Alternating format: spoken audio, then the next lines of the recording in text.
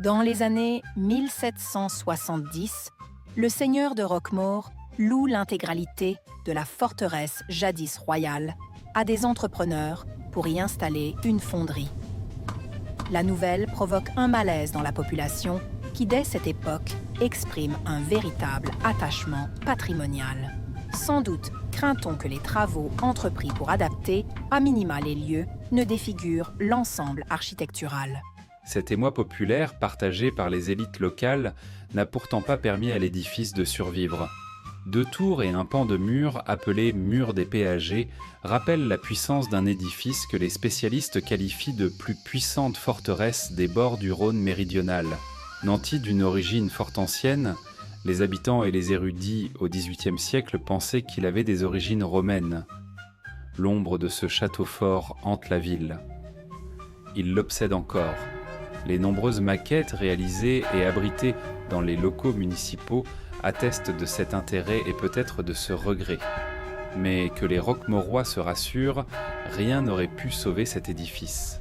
S'il a par le passé revêtu une importance stratégique majeure au XIIIe siècle quand le roi de France s'en saisit en même temps que du Languedoc, son intérêt se dissout très vite.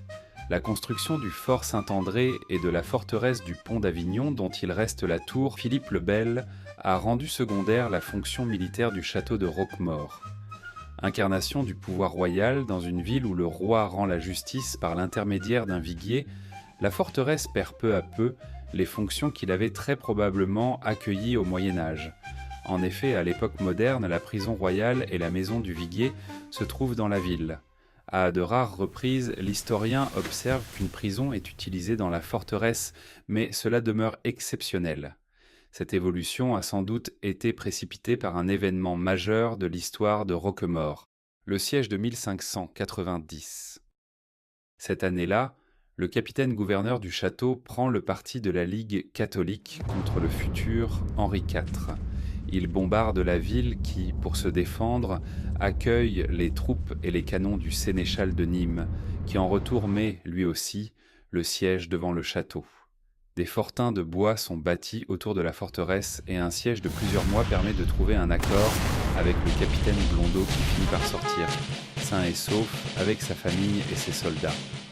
La forteresse a bien évidemment été extrêmement abîmée. La ville a également subi de grands dommages vite réparés. Un quartier entier avait été rasé juste derrière les remparts afin de pouvoir installer les pièces d'artillerie du seigneur de Préaux. Les rues avaient été barricadées avec des tonneaux de vin remplis de terre et de pierres.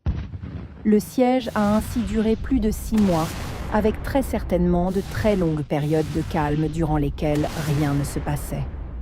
Les archives ont gardé au moins une trace fugace et un peu incertaine d'un pont de bois qui enjambait le bras du Rhône et permettait de passer du château à la ville et vice-versa. Gageons qu'il ne survécut pas à cet épisode, car, après ce siège, plus aucune mention de ce pont n'a été retrouvée dans les archives de la ville.